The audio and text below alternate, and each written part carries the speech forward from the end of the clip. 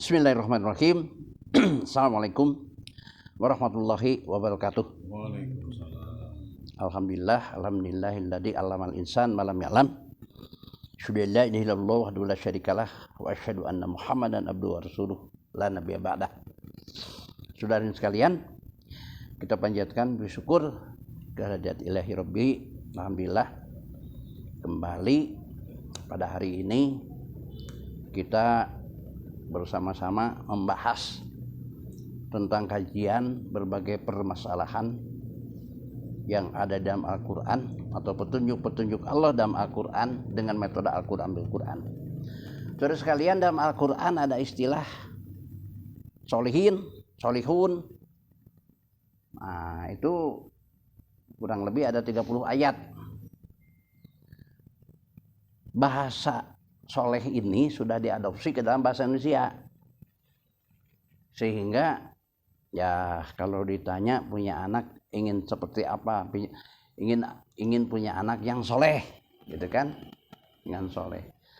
Cuman sayang, bahagian umat menganggap, memahami soleh ini pada pengertian yang sempit. Sebut saja soleh itu, anak yang soleh itu anak yang akhlaknya baik kepada orang tua, kemudian tidak bertingkah laku yang aneh-aneh, ibadahnya taat, bisa ngaji, nampaknya hanya seperti itu saja. Padahal kalau kita melihat ayat-ayat yang berbicara tentang soleh, yang jumlahnya kurang lebih 30 ayat, itu yang disebut soleh dalam Al-Quran tidak seperti itu. Tidak hanya seperti itu, tapi luas yang disebut soleh ini. Saudara sekalian, kalau seorang yang soleh disebut seorang yang soleh, itu orang yang taat terhadap Allah dan Rasulnya, itu benar, nggak salah. Kita lihat di dalam surat Ali Imran ayat 114. A'udzubillahi minasyaitonir rajim. Yu'minuna billahi wal yaumil akhir wa ya'muruna bil ma'ruf wa yanhauna 'anil munkar wa yusari'una fil khairat ulaika minas sholihin. Orang soleh itu ialah yang beriman kepada Allah dan hari akhir, wa ya'muruna bil ma'ruf wa yanhauna 'anil munkar, memerintah ya, pada perbuatan yang ma'ruf, mencegah perbuatan yang mungkar, wa yusari'una fil khairat, dan menyegerakan untuk berbuat baik. Ulaika minas sholihin. Jadi orang soleh itu benar taat kepada Allah, pada Rasul, beriman kepada akhir, kemudian dia memerintahkan kepada kebaikan, mencegah kepada yang mungkar. Kemudian juga seorang yang saleh itu karakternya selalu menyegerakan untuk berbuat baik. Jadi kalau seorang yang saleh itu seorang taat kepada Allah dan Rasul, kepada agama, itu betul. Tetapi bukan hanya pada konteks yang pemahamannya sempit seperti sebagian umat umumnya.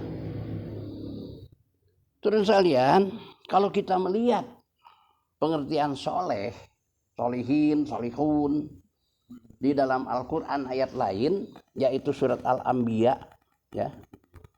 Surat Al-Anbiya, surat Al-Anbiya 105.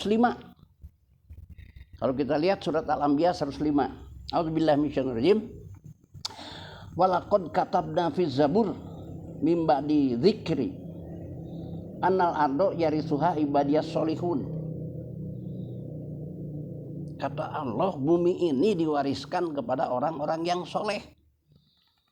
Berarti orang yang soleh itu orang yang mampu mengurus bumi ini yang Allah wariskan kepadanya. Loh, kalau orang yang mampu mengurus bumi, berarti orang soleh bukan hanya paham terhadap agama. Bukan orang soleh itu hanya yang tadi disebutkan, ya getol ibadahnya, akhlaknya baik, bukan hanya itu. Tapi juga seorang yang saleh itu menguasai berbagai macam disiplin ilmu untuk mengelola bumi ini. Di samping ketaatannya tidak diragukan. Jadi sekalian, kalau melihat ayat ini, seorang yang soleh harus seorang insinyur. Insinyur pertanian kek, peternakan kek, perikanan kek, keras mengelola bumi di bidang-bidang itu. Seorang yang saleh harus seorang dokter. Seorang yang soleh harus seorang engineering. Seorang yang soleh harus seorang yang menguasai berbagai disiplin ilmu lainnya. Fisika, kimia, biologi, antropologi, sosial budaya, dan lain sebagainya. Karena seorang yang soleh oleh Allah diwarisi mengelola bumi ini. Nah, artinya kalau menginginkan seorang anak yang soleh, seorang anak yang menguasai keilmuannya, ya utuh. Baik ilmu pengetahuan agama maupun ilmu pengetahuan umum. Terus sekalian, dalam Al-Quran itu selalu dicontohkan orang-orang saleh itu para nabi dan para rasul. Kalau para nabi, para rasul itu kan orang-orang yang diutus oleh Allah memimpin umat, menyampaikan tauhid yang benar, ya, memanage umat. Jadi seorang yang soleh itu harus juga mampu, ya, menguasai ilmu kepemimpinan. Seorang yang saleh harus mampu, ya, memimpin bangsa dan negara. Orang yang saleh itu, karena yang memimpin bangsa dan negara ini kalau dipimpin oleh orang saleh, jelas dia akan amanah, jelas dia tidak akan mengingkari janji. Orang saleh itu seperti itu. Dan juga jelas dia menguasai segala keilmuan yang diperlukan untuk memimpin bangsa dan negara ini.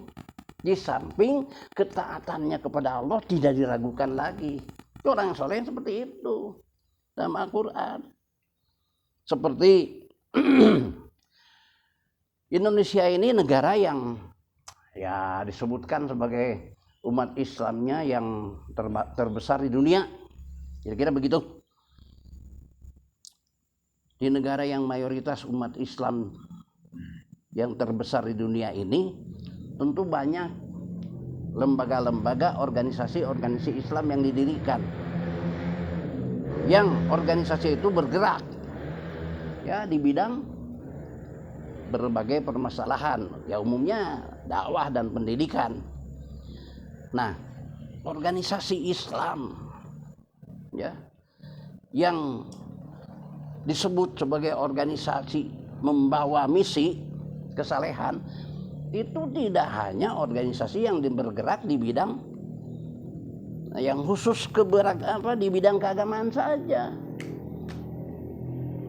Maka organisasi itu harus bergerak di segala bidang yang mampu melahirkan orang-orang yang mampu mengurus bumi ini. Contohnya, kalau mendirikan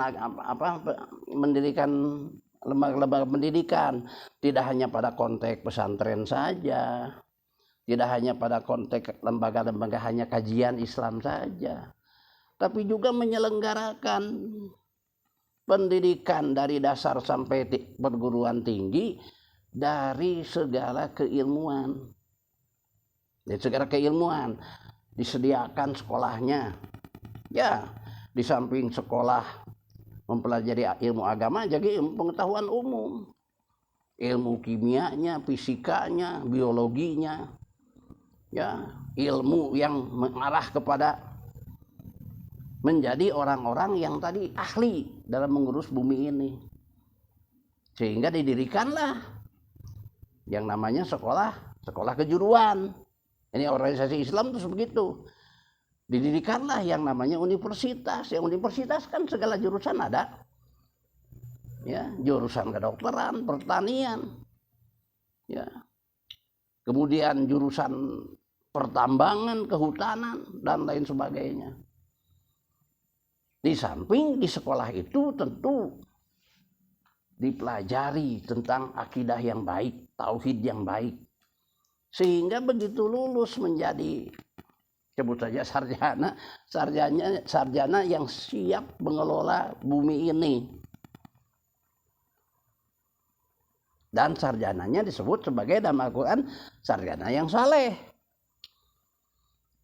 Dan kalian di dalam praktek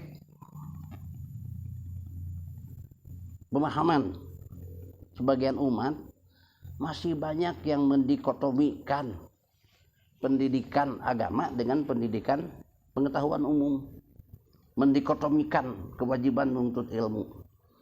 Dalam Islam tidak ada dikotomi kewajiban menuntut ilmu. Hanya wajib ilmu agama saja, ilmu pengetahuan umum saja, tidak. Dua-duanya harus dicari secara berbarengan. Sehingga dia akan menjadi seorang ahli yang soleh tadi sebutnya. Ya, ahli di bidang engineering tadi, ahli pertambangan, ya, termasuk ahli-ahli yang lainnya. Nah, itulah yang disebut di dalam Al-Quran sebagai ahli, sebagai seorang ahli tapi soleh, gitulah.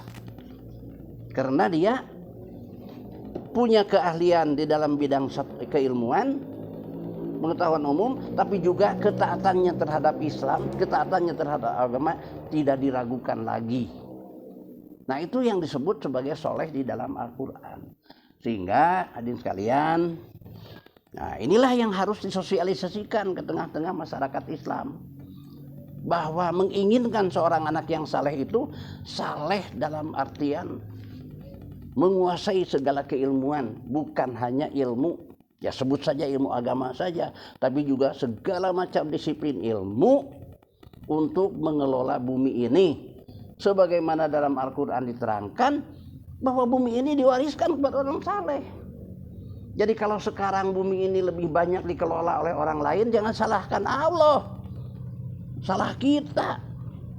Karena kita tidak mempersiapkan diri atau tidak mempersiapkan anak-anak kita menjadi orang-orang yang menguasai keilmuan-keilmuan untuk mengelola bumi ini. Ya, sebagai ahli pertambangan, ahli perikanan, ahli kelautan, ahli vulkanologi, oseanografi, dan lain sebagainya. Sehingga insya Allah, kalau Allah menyatakan wala tahinu wala tahzanu wa antum a'launa in kuntum mu'minin, jangan kalian bingung, nah, wala tahinu wala tahzanu, atau jangan kalian minder wardah, ya, karena kalian itu akan menjadi umat yang unggul in kuntum mu'minin kalau kalian menjadi orang yang beriman, yaitu yang berimannya yang saleh, menguasai segala keilmuan sehingga tidak tertinggal oleh yang lain. Itulah pemahaman saleh di dalam Al-Quran, tidak seperti pemahaman pada umumnya. Jadi seorang yang saleh, seorang yang menguasai dalam segala macam disiplin ilmu, di samping ketaatannya kepada Allah tidak diragukan. Itulah saleh menurut Al-Quran. Mudah-mudahan ya pemahaman saleh menurut Al-Quran ini ya dapat dipahami oleh umat, sehingga dapat menyekolahkan anak itu kepada segala disiplin ilmu yang diperlukan untuk kehidupan mengelola bumi ini. Barakallahu walakum. Assalamualaikum warahmatullahi wabarakatuh.